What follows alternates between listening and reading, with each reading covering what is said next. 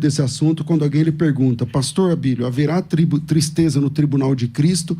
Qual a sua resposta? Qual o embasamento? O seu tempo está ali na tela, são 4 minutos. Vou pedir ao pastor Eliseu que não lhe interrompa durante o seu tempo.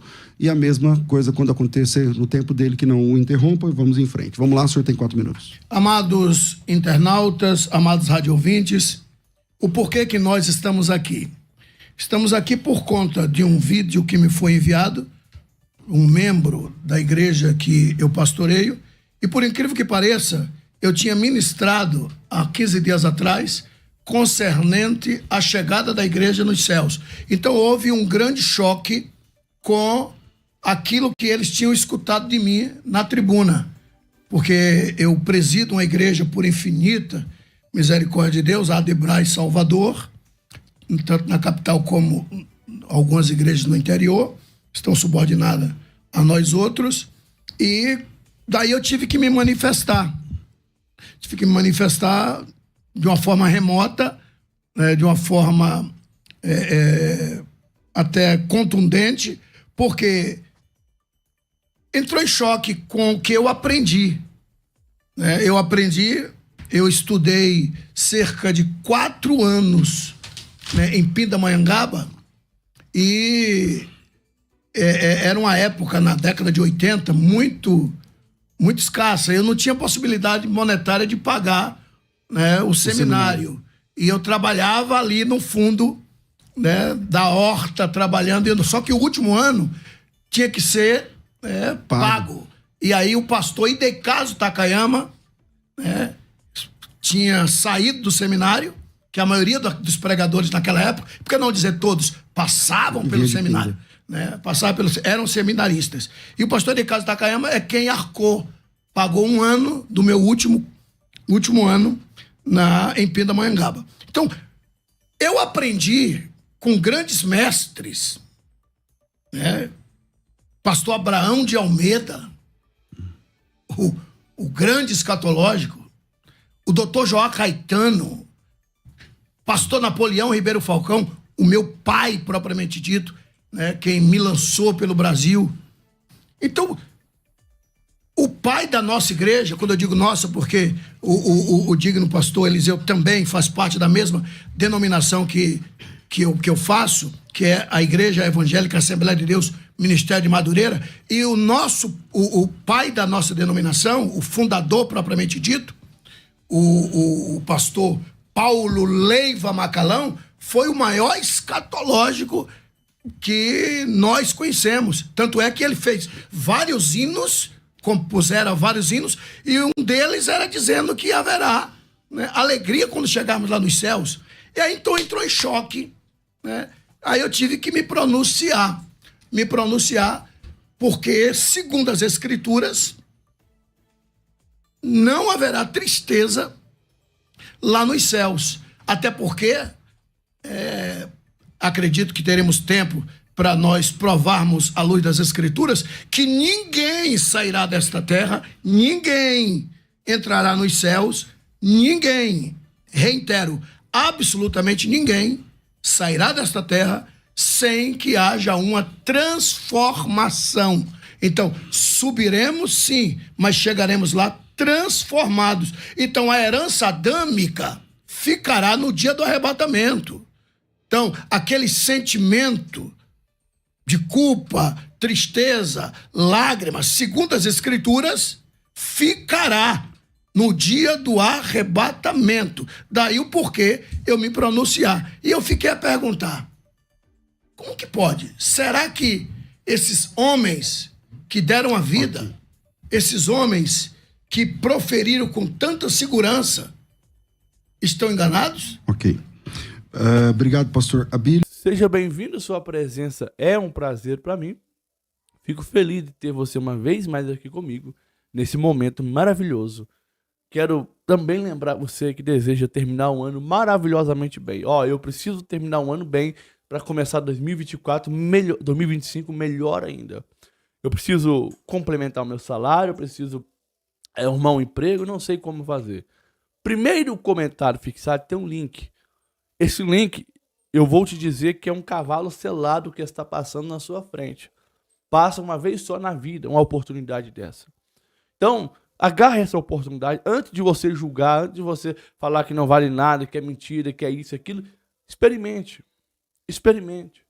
Porque pode ser a mudança da sua vida financeira e você não está sabendo. Tem pessoas que têm muito preconceito com trabalhar na internet.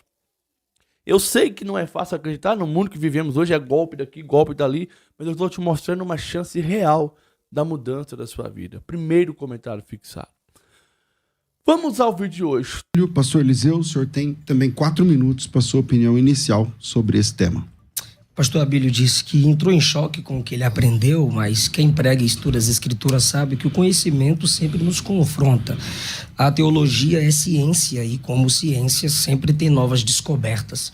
O pregador é o aluno que nunca se forma e não se faz teologia baseado em música, é o contrário. Os hinos têm que se basear na teologia e não a gente fazer teologia baseada em música. O que é a tristeza? Reação química natural movida pela interpretação de um fato não satisfatório ocorrido na vida.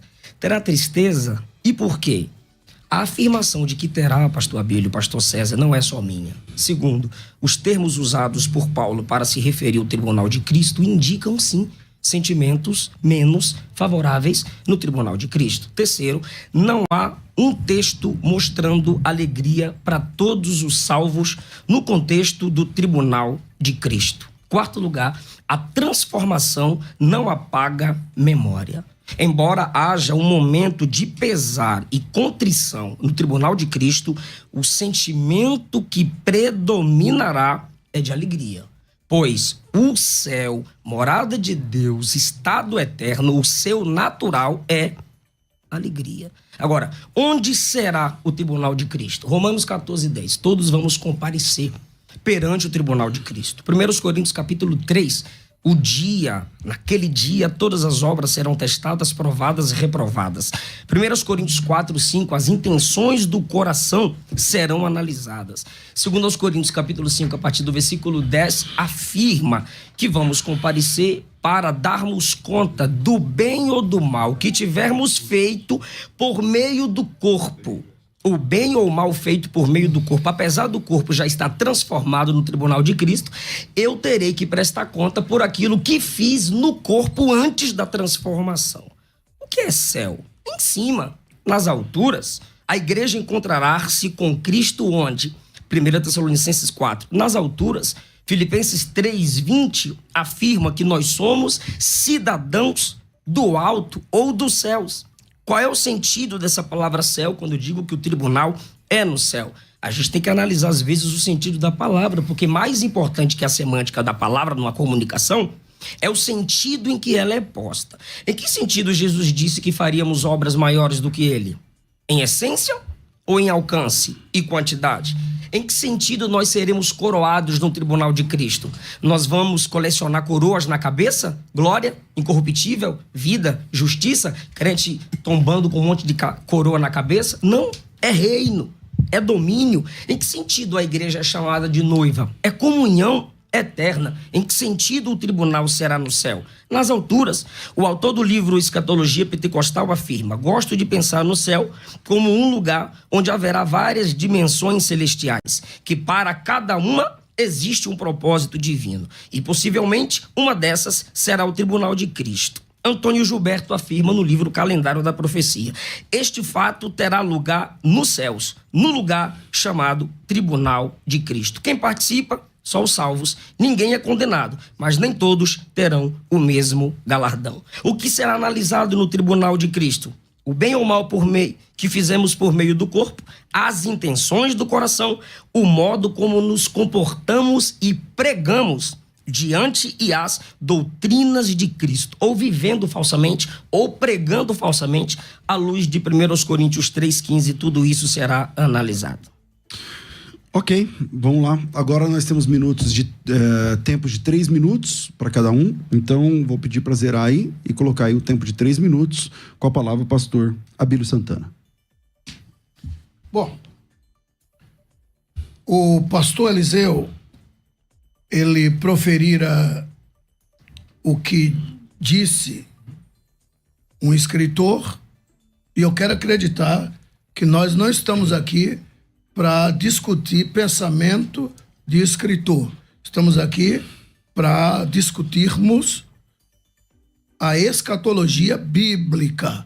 Antes, porém, eu quero deixar bem claro que é bem-vinda uma fala do rei de Troia, né? O Príamos, quando ele discutia com Aquiles, né, com a invasão de Troia, e ele fez um pedido para Aquiles, e Aquiles disse: eu vou te atender, mas você saiba que você continua sendo meu inimigo amanhã. Ele disse: ainda somos inimigos, mas até os inimigos se respeitam. Então, o meu intento aqui, o meu objetivo aqui, não é debater pessoas, mas sim ideias. Até porque eu tenho uma igreja que quer saber. O pastor Abílio está proferindo à luz das Escrituras o que ele nos ensina. O pastor Antônio Gilberto foi citado, foi um dos meus grandes mestres, que para mim é um morto que ainda fala, uma enciclopédia ambulante. Ele me ensinou que nós não vamos sentir tristeza lá nos céus. Agora, veja bem, dentro do meu tempo, é sabido que antes que Jesus ressuscitasse, na morte descia todos dois, pecador ou não pecador. Morreu, desce. Segundo as Escrituras, desce. E lá embaixo, cada um para o seu destino, inferno ou paraíso. Pelo menos o próprio Jesus disse isso, né, no livro de Marcos, perdão, no livro de Lucas. Jesus contara que assim será, no caso, era quando morria os dois elementos, ou o pecador ou o salvo. No caso, Lucas 16, 19 a 31. Aí a gente vê que não perde o sentido. O rico viu Lázaro e gritou: Pai Abraão. Ou seja, não perde sentido, segundo as Escrituras. Ah, mas é uma parábola. E o que é parábola senão história com H contada posteriormente? Então, resumindo, isso é fato, que o paraíso estava lá embaixo, e quando Jesus ressuscitou, ele leva cativo o cativeiro e coloca o paraíso debaixo do seu trono. Para falarmos do tribunal, temos que falar do paraíso. Okay. E por quê? Eu concluo daqui a pouco. Ok. Pastor Eliseu, o senhor tem 3 minutos. Peraí, zeramos. Aí, pronto. Se eu ofendi o pastor Abílio, não foi a minha intenção, mas é que o senhor também começou o debate citando fontes, né? Pastor Napoleão, Abraão de Almeida, e eu só citei o pastor Antônio Gilberto e citei a fonte, Calendário de Profecia. O senhor citou sobre a transformação do corpo, a natureza adâmica fica para trás. A Bíblia garante que o corpo glorificado é impassível de sentimentos menos satisfatórios? Eu creio que não. O nosso corpo vai ser transformado primariamente para atravessar as dimensões, adentrar os céus, e essa capacitação que virá ao nosso corpo será a semelhança do corpo de Cristo. Os mortos serão ressuscitados, transformados, e os vivos transformados. E agora a igreja, os mortos ressuscitados e a igreja viva transformada, arrebatada. Romanos 8, 29, 1 Coríntios 15, 49, 1 João 3, 2, dizem que o nosso corpo será semelhante ao corpo de Cristo Jesus. Esse Cristo ressuscitado com glória, em João 21, aparece 2 vezes numa casa trancada e de fora do barco direciona os discípulos a uma pesca satisfatória. É a glória no corpo dele, é a glória no corpo ressuscitado. Porém, nesse corpo ressuscitado em glória, ele se incomoda, pastor Abílio. Nesse corpo tem sentimentos menos satisfatórios. Jesus se incomoda com a incredulidade dos discípulos no caminho de Emaús, em Lucas 24. Repreende porque se incomoda pela incredulidade de Tomé, em João capítulo 20. A glorificação garante a ausência de deteriorização e não a consciência anulada, porque céu não garante amnésia. Agora é o seguinte, 1 Coríntios capítulo 15, versículo 53, a palavra grega ali para incorruptibilidade é aftasia. E o significado dessa palavra é que deve ser entendido como ausência de corrupção, pureza presente, sinceridade ali presente. Agora, segundo o dicionário, é a incapacidade de uma substância orgânica se destruir, se deteriorar. Como que dentro desse significado, incapacidade de se deteriorar, alguém pode me afirmar que a transformação vai gerar apatia ou incapacidade de sentir tristeza? Finalizou? Ok. Finalizei com essa pergunta. Vamos zerar? Tem um minuto ainda? Ele tem alguns segundos, mas ele quis finalizar. Então, 3 minutos, pastor Abílio Santana está contigo. Como eu vinha proferindo, Jesus, ao ressuscitar, ele foi lá embaixo e tirou o paraíso da horizontal do inferno, segundo a própria Escritura, aos Efésios capítulo 4, versículo 8, 9 e 10, e levou para o terceiro céus, colocou o paraíso debaixo do seu trono. Inclusive o próprio apóstolo Paulo foi até o paraíso, que anteriormente era lá embaixo, e agora está debaixo do trono de Deus, terceiros céus. Por que eu digo terceiros céus? Porque é sabido que existe 3 céus. Primeiro céu é sabido que é o céu atmosférico, céu das nuvens, dos aviões, das chuvas, Gênesis capítulo 1, versículo 20, Gênesis capítulo 8, versículo 2, Lamentações capítulo 4, versículo 19, Lucas capítulo 17, versículo 24. E existe o segundo céus, que é o céu intermediário, está no meio entre o terceiro e o primeiro céus, que é os céus galácticos, céu das estrelas, céu dos planetas, que está escrito no livro de Jó, capítulo 22, versículo 12. E o terceiro e último céus, que é onde Paulo proferira, que é a morada de Deus. O próprio Jesus disse que nós devemos orar com consciência que Deus está nos céus. Vós orareis assim: Pai nosso que estás nos céus. Ou seja, o terceiro céus, que é a morada de Deus. E Paulo foi lá, debaixo do trono de Deus. Apocalipse capítulo 6, versículo 9 e 10. Lá está o paraíso.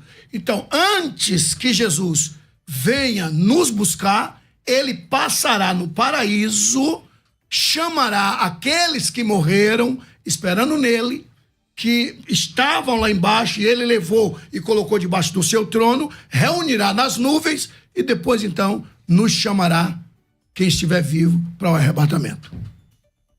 Conclui assim? Concluo. Ok. Pastor, eu comecei esse bloco com o pastor Abílio, não foi? Então eu vou concluir esse bloco com o pastor Eliseu, e aí no próximo bloco a gente volta com o pastor Abílio novamente. Pastor Eliseu, o senhor tem 3 minutos. Toda a nossa vida espiritual, superficial e profunda, conforme os materiais apresentados metaforicamente em 1 Coríntios capítulo 3, serão apresentadas no tribunal de Cristo. Se Cristo explorar essas obras, é porque tais obras o entristeceu. Se tais obras diante dos olhos dele o entristeceram, como eu me manteria alegre diante daquilo que entristeceu o meu Salvador? Se a tristeza é um sentimento, então ela pode ser vista no tribunal, pois nossas obras feitas antes do arrebatamento serão reveladas e isso despertará memória. Vai sim gerar um tipo de desconforto, pois um dos motivos pelos quais Cristo as expõe, julga e através dessas obras destruídas, provadas como superficiais, ele remove o nosso galardão, é porque o entristeceu. Então é incongruente eu me manter alegre diante daquilo que entristeceu o meu Senhor. E as palavras de Paulo concernente ao tribunal e à entrega de galardões são sempre palavras que evocam temor, tremor. Romanos 14, 10. Olha as palavras quando Paulo apresenta as características do tribunal. Romanos 14, 10. Prestação de contas, joelho que se dobra, língua que confessa. 1 Coríntios 3, a partir do 15. Fogo que descobre, fogo que prova, fogo que queima, prejuízo, dano, perda, destruição. Colossenses 3, do 22, a partir do 22 ao 25. Serviço, obediência, obra de aparência versus obra de coração. Agradar a Deus versus agradar os homens. Servir a Deus ou servir aos homens. Galardão e senhorio de Cristo. Segundo João, capítulo 1, versículo 8, interpretado à luz do tribunal, nós temos quais palavras ali? Trabalho, possibilidade de perda, esforço. Olhai por vós mesmos para que não percamos o que com esforço temos conquistado, mas antes recebamos inteiro galardão. E aqui eu subo mais uma vez no ombro do gigante Antônio Gilberto. Quem é sincero no íntimo não tem o que temer no julgamento. Segundo aos Coríntios, capítulo 5, a partir do versículo 10, nós temos quais palavras no tribunal? Julgamento do bem ou do mal, feito por meio do corpo. Temor, que é fobia. Gramaticamente, o temor do Senhor, no versículo 11 de 2 aos Coríntios 5, surge do entendimento do julgamento descrito no versículo 10. Enfatizando a seriedade e o peso que o tribunal de Cristo vai trazer sobre a vida dos crentes, pois na palavra fobia se vê uma carga emocional só de imaginar no tribunal. Bom, não sei se os senhores têm percebido, quando eu digo os senhores, é tanto nós outros aqui no estúdio, como os amados internautas e os queridos radiovintes, que eu estou me mantendo na palavra introdutória, falando das mortes, falando do transporte do paraíso, falando dos mortos, porque não haverá arrebatamento, não haverá julgamento sem que Jesus passe pelo paraíso. Por isso eu estou trazendo esta palavra introdutória, muito seguro na minha fala, de que os mortos desciam, Jesus levou, colocou debaixo do seu trono. O apóstolo Paulo nos assegura que existe de fato paraíso. Paulo disse, eu fui lá no paraíso. E para haver arrebatamento, Jesus primeiro tem que passar no paraíso para buscar aqueles que morreram. Porque a maioria de nós outros, a maioria dos queridos internautas e dos amados radiovintes, né, tem deles que não tem noção do que acontecerá após a morte. E por isso que eu estou preocupado até chegar a hora se vai ter tristeza ou alegria. Até porque não existe, na minha ótica de enxergar, nenhum orador bem-sucedido que lê o texto e já entra falando sem uma introdução do texto e sem trazer o texto e o contexto. Mas, caso contrário, vira uma salada de fruta. Daí a minha preocupação em estar mostrando os 3 céus e o porquê que o terceiro céu foi citado, porque Jesus terá que passar por lá para chamar os que morreram em Cristo, reunir nas nuvens, e daí então ele chamará os demais que estarão vivos, quem dera fosse agora, mas segundo as Escrituras, e eu faço questão de ler esse texto, tá? Faço questão de ler 1 aos Coríntios, capítulo de número 15, versículos de número 50 a 54, no dia do arrebatamento, está escrito assim: agora, digo isso, irmãos, que carne, sangue não pode herdar o reino de Deus, nem a corrupção herdará a incorrupção. Eis aqui vos digo um mistério.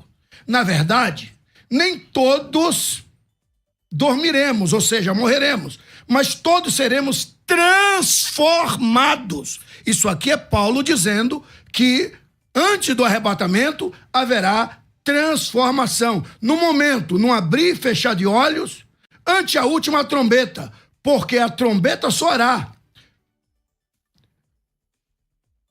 Bom, o senhor parou e respeitou um tempo.